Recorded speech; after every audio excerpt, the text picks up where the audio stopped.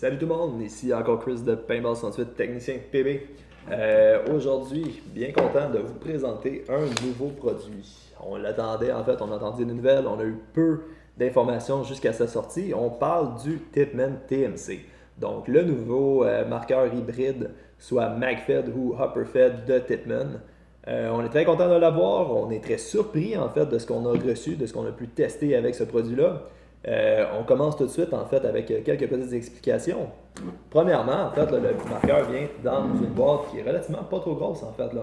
Le shroud, le handguard en avant ici, est donc démonté dans la boîte. Là, il n'est pas installé dessus. On parle d'une installation d'une vis enlevée, une vis à remettre, un peu comme les handguards de CL1 Bravo 1. Ça ressemble un petit peu à ce moment-là. Inclus dans la boîte, quand même beaucoup de choses. On vous le montre tout de suite. À l'intérieur, mis à part le marqueur lui-même, on reçoit, quand même bien fermé ça, et voilà, on reçoit donc deux magazines, celui qui est installé sur le marqueur présentement, plus un deuxième magazine, vous allez juste ici, de 19 balles. On a un magazine supplémentaire, un faux magazine en fait, qui vient empêcher les balles de tomber lorsqu'on va utiliser le Gravity Hopper.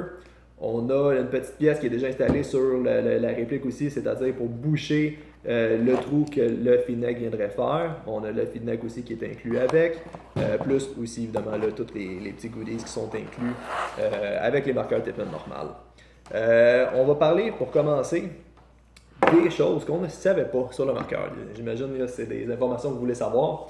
Le petit magazine, en fait, nous autres, on avait fait des guesses comme quoi que c'était seulement pour venir tenir les balles en place, dans le sens qu'on ne voulait pas que les balles tombent en dessous quand il n'y aurait pas le magazine de MagFed. C'est évidemment le cas. Sauf que Tipman ont été assez intelligents pour aller mettre, vous voyez le petit bout orange, le ball latch exactement là. Donc ce ball détente-là qui empêche les balles de couler dans le canon est tout le temps des pièces les plus difficiles à venir enlever. En fait, il faut généralement tout démonter le marqueur pour y avoir accès, ou si on veut le faire avec le marqueur monté, bonne chance. Ça a l'air que ça se fait, mais c'est quasiment moins long en fait de fois de démonter le body au complet. Mais là, présentement, du fait qu'il est dans le magazine, ou si on a désolé, la pièce là, qui vient boucher le trou pour utiliser le magazine, il est aussi installé là-dessus. Donc, il peut être soit en angle par en haut ou directement en dessous du magazine. Les deux sont inclus avec le bord détente. On n'a pas besoin de changer de place.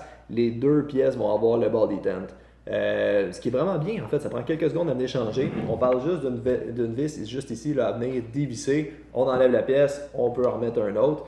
Ça prend quelques secondes, c'est vraiment merveilleux. C'est peut-être pas aussi rapide en fait que le Dydam ou ne serait-ce que le Spider MRX, si je ne me trompe pas, là, qui avait fait un canon swivel qu'on pouvait changer MagFed à Hopper, mais quand même, ça se fait sur le terrain littéralement. Là. On parle de quelques secondes, malgré qu'il faudrait tenir le feedneck sur soi. Sinon, avant de vous expliquer là, toutes les merveilles de ce beau marqueur-là, on va vous parler magazine. Magazine, on ne savait pas trop quoi s'attendre. Parce que c'est la première fois que Tipman a fait un magazine avec une capacité de plus que 10 balles.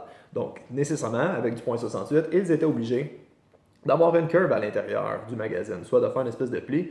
On ne savait pas trop, en fait. Là. On fait confiance à Tipman. C'est rare qu'ils sortent des produits qui sont mauvais. En fait, c'est peut-être jamais arrivé, sauf le Tipman C3. Mais sinon, on ne savait pas quoi s'attendre, en fait, là, avec le magazine, comment c'était pour fonctionner. On est très surpris. Premièrement, parce qu'ils se sont basés sur des choses qu'ils connaissaient déjà, c'est-à-dire les magazines de TPX.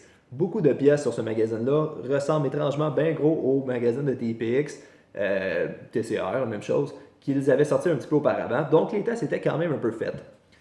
Niveau système pour nous aider en fait à mettre les balles, c'est-à-dire le petit spring qu'on peut craquer par en haut ici, ça ressemble un peu à Melzig, malgré qu'on met les instructions directement sur le magazine. On en a fait une blague sur notre Facebook. Étape numéro 1, tourner dans le sens des aiguilles la petite roulette jusqu'à temps que ça l'arrête. C'est quand même assez simple. Deuxième étape, peser par en bas, ici, le petit bouton qui est là. Qu'est-ce que ça vient faire, ce petit bouton-là, quand on descend? C'est que ça vient bouger le detent du magazine pour laisser rentrer les balles. Le moins qu'on va venir frotter les balles ou mettre une pression dessus, le moins de chance qu'on a de faire des bris de balles qui vont éclater dans le magazine. Soit que des fois, on va la mettre, elle a l'air belle physiquement, mais en dessous, elle est peut-être déjà craquée. Donc, quand on va commencer à bouger ça dans le magazine, ça va faire du jus, ça sera pas le fun. On peut aller enlever le petit D10, le tasser. On n'a pas besoin de le faire manuellement en le bougeant lui-même. On peut juste bouger la petite pièce que je vous ai montrée, le petit bouton d'en haut en bas. C'est quelque chose qui est vraiment agréable. Niveau feed, on a fait nos tests, nous autres, en semi-automatique, lent, moyen, puis très très rapide pour quelques magazines. On n'a rien à dire, pas de bris. Évidemment, on avait la balle d'hiver. C'est une balle qui est généralement un peu plus épaisse, un peu plus dure. Mais on n'est pas vraiment, comment dire, là, on n'a pas peur, en fait, là, que le produit va être de qualité. On s'entend qu'à Tipman, ils savent qu'est-ce qu'ils font nécessairement. Hein? C'est pas mal les pionniers du paintball. Niveau marqueur maintenant. Première chose qui peut taper un peu à l'œil, on pense tout de suite au Tipman Cronus à cause de la poignée arrière. On avait un petit peu peur qu'il y ait beaucoup de composites sur le gun et que ça soit peu agréable l'utiliser ou l'avoir dans ses mains. On s'est vraiment trompé là-dessus. Mis à part la poignée ici, puis d'ailleurs, on ne se le cachera pas, elle est confortable. C'est une belle poignée avec du rubber dessus. Le casting est en aluminium, mais léger. On a été très surpris par le poids du gun. Malheureusement, du marqueur. Malheureusement, je n'ai pas de pesée avec moi. Là. J'imagine que c'est marqué dans les specs, mais ça reste quelque chose qui est très léger quand même. Sinon, le casting, vraiment, ça a l'air d'être hyper solide. On n'a pas fait nos tests d'aller le frapper contre un arbre. On aimerait jouer un peu avant de commencer à faire ça. Mais on n'a pas peur, en fait, là, avec le filet de 98. En plus, c'est tout le temps ici qu'il peut avoir une faiblesse du fait que quand on va planter le canon au sol, faire une carotte qu'on appelle, ça peut venir plier, mais c'est pas mal le filet le plus solide qui existe dans le marché. Niveau canon, 98 custom, très solide, très très bonne précision. Sérieusement, si on était resté très surpris, c'est pas des mires ajustables, en fait, c'est juste pour de la décoration, malgré qu'on peut sensiblement l'utiliser. Normalement, on ne vit jamais avec ça, nous autres, quand on fait nos tests. On pointe le canon en bonne place et on fait nos tests comme les marqueurs de speedball, littéralement. Mais là, présentement, on les a utilisés. On a miré des cibles grâce à ces mires sèches-là. Puis je vous dirais qu'à 60 pieds, on faisait des bullseyes un après l'autre avec une balle bien standard d'hiver. On était resté vraiment surpris. C'est très précis. Une mécanique qui va être quand même semblable au qu'est-ce qu'il y a dans les 98 ou les A5. Cronus, TPN, ainsi de suite. Là, ça se ressemble tout un peu. Mais définitivement, c'est bien, c'est très très bien. La précision est là, aucun problème. La fiabilité va être là aussi, en fait. Là, c'est sûr que c'est des systèmes qui sont réputés pour être les plus fiables sur le marché, tout marqueur confondu, aucun doute avec ça. Sinon, à part de ça, qu'est-ce qu'on voulait vous dire? Cocking handle.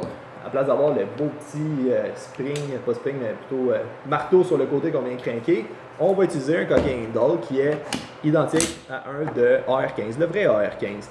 Le body, évidemment, là, j'imagine que ça doit être une question de droit d'auteur que là, c'est échoué, mais on parle vraiment de réplique pratiquement un pour un, là, que ce soit d'un côté ou de l'autre. Les accessoires dessus sont malheureusement pas fonctionnels, sont là pour décoratifs, mais c'est pas vraiment grave. Le piton pour le magazine, positionné au même endroit. Le magazine se met et s'enlève très facilement, aussi facilement qu'un TPX. Ce ne serait qu'on peut le prendre dans nos mains, en plus on va être sûr de ne pas l'échapper, mais comme vous pouvez voir, c'est quand même quelque chose de très agréable. Il vient avec un petit latch pour être capable de les retirer, mais comme vous voyez, là, ça glisse vraiment numéro 1, là, aucun problème avec ça. Crosse maintenant. Stock. En composite aussi. Mais comme vous pouvez voir, on a juste eu une petite déception avec ça. Étrangement, d'ailleurs c'est fun parce qu'on peut voir les traits au côté, là, on peut voir qu'il reste ça de crosse à l'intérieur quand on venait mettre le dernier ajustement. C'est-à-dire, si je ne me trompe pas, 4 petits trous. On va peut-être en avoir 3 parce que les deux autres sont ici.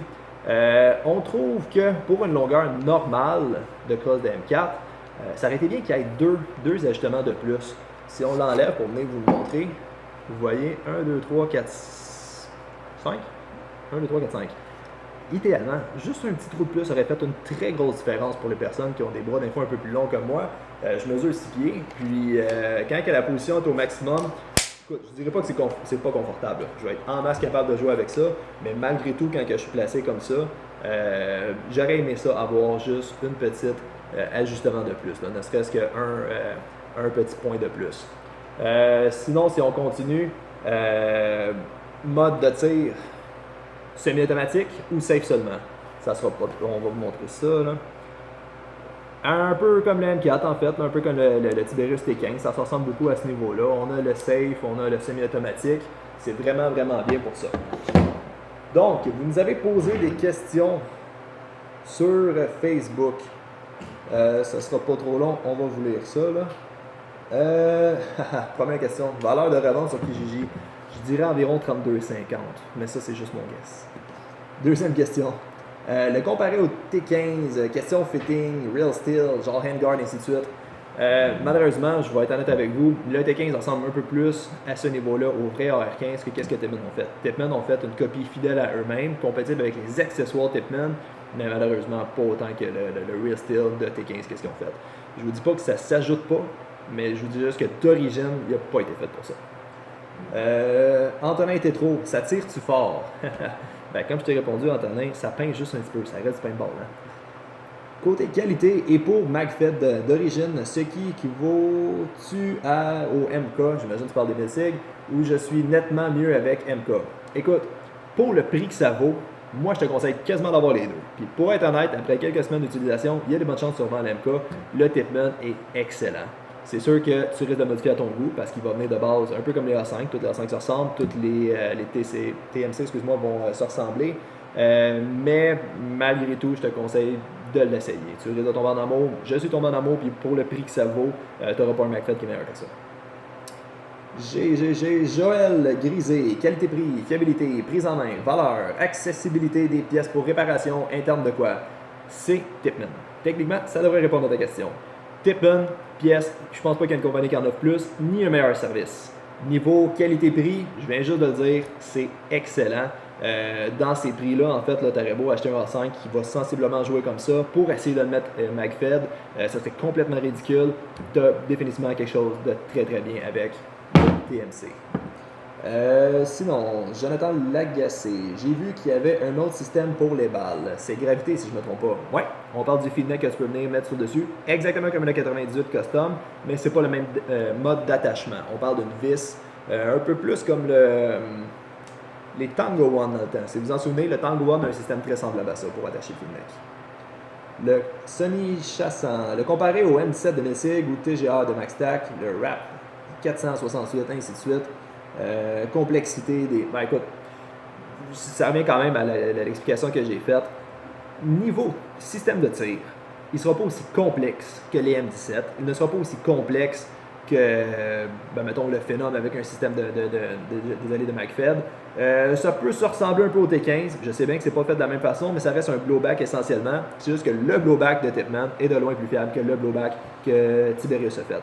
Donc, à cause de ça, faire une comparaison, c'est sûr qu'on ne parle pas des mêmes prix, mais pour être honnête, dans ce range de prix-là, je préfère de loin le Tippmann personnellement avant un M17. Les M17 restent des guns qui sont techniquement, sur papier, censés être plus performants, mais niveau fiabilité, c'est malheureusement pas là. On vend des M17 des fois qu'on n'a aucun problème pendant bien longtemps, puis on a des M17 dans le fond qu'il faut pratiquement échanger contre un autre, qu'on est en fait qui ont de la misère. Des fois, il y en arrache malheureusement, on ne se cachera pas là. Tippmann a beaucoup plus d'expérience que Messig en ont, donc c'est sûr que c'est pas un combat qui est tout à fait fair, mais malgré tout, Tippmann a quand même de l'avance en ayant sorti un produit qui est non seulement peu dispendieux, mais l'autre chose aussi, c'est ça ici. Les magazines sont en pack double, et pour le prix, c'est très abordable en fait si tu compares avec non seulement juste les magazines de TPS. De mémoire, ça se ressemble quand même un peu pour vrai. Internes et autres vidéos de Manu Messier. On va tous vous montrer les internes après le temps des fêtes, mais malheureusement, à cause du temps, je suis un peu limité aujourd'hui. La gâchette tire comment? Un A5 ou Phenom? Non, malheureusement, ce ne sera pas comme le Phenom. Le Phenom, c'est une tige qu'on vient pousser par en haut. C'est un système complètement pneumatique. Je ne veux pas dire électro-pneumatique, c'est juste le pneumatique à ce moment-là. Mais pour le TMC, ça va se ressembler un peu plus au système de gâchette au Griffon. Ça peut paraître plate, mais ça va bien, ça marche, puis ça coûte pas trop cher, tant mieux pour eux. David Langlois qui tag Marc-André Marcus Rouleau. Oui, c'est peut-être deux personnes en fait. Salut Marc-André. Bruno Arcan, combien de temps ça prend pour le préparer entre 2 journées, un teardown? Écoute, ça dépend évidemment de tes capacités à être capable de démonter un Tippmann. On parle de Tippmann standard, le système de Blueback. Quelqu'un d'expérimenté va te faire ça en, 5, 6, 7 minutes au maximum, puis il va avoir vraiment tout nettoyé. Quelqu'un qui prend un peu plus son temps pour aller nettoyer, qui n'a peut-être pas les outils ou quoi que ce soit, on parle d'une Allen-Key 1.8, là, c'est pas grand-chose. Disons une quinzaine de minutes peut-être, 20 de minutes dans le PDK. Si ça prend 1 heure, c'est parce qu'il a donné beaucoup d'amour, mais nécessairement ça n'en prend pas autant que ça d'habitude. Est-ce qu'il est. Oh, désolé. Pierre Le Grand-Duc. Est-ce qu'il est automatique? Tire-t-il de la first strike? C'est une bonne question. Est-ce que les mags rentrent bien dans le marqueur? Oui. Y a-t-il des fuites? Ça, il n'est pas censé. Sauf quand tu sais, il y a une fuite qui tire la balle d'habitude. Les magazines sont-ils bons? Les magazines sont vraiment de qualité. Est-ce que c'est un marqueur solide? Ben, dans les MagFed, c'est probablement le plus solide pour être honnête. T15 ne donne pas sa place, mais je prendrais le Tipman quand même. Il y a une meilleure garantie aussi. Bon, est-ce qu'il est automatique? Non, il n'est pas automatique. Le système ne le permet pas pour l'instant. À cause que la ligne en air passe dans la grip en bas qu'on vient tenir le marqueur pour tirer, je doute que ça soit disponible aussi éventuellement. Dans ces prix-là, du moins, ils vont peut-être changer pour un autre marqueur qui, lui, va le permettre, mais présentement, je ne pense pas que ce soit le cas. Les systèmes d'automatique de Tipman, généralement, on parle du response ou d'un e-grip, prennent un peu trop de place pour ça d'habitude. Et sinon, pour la First Strike, il n'est pas compatible avec la First Strike. N'oubliez pas qu'ils sont... comment dire, il y a une certaine compétition là, entre Tipman et Tiberius. Les deux font des marqueurs, maintenant MagFed, mais veux pas, mettons les pistolets, ainsi de suite, avant là, qui étaient un versus l'autre. À cause de ça, je pense pas que Tipman ait d'intérêt à aller vers la First Strike, puisque la First Strike appartient 100% à Tiberius, n'oubliez pas. Pour être honnête aussi, la majorité des terrains ne l'acceptent pas, la First Strike aussi, à leur terrain.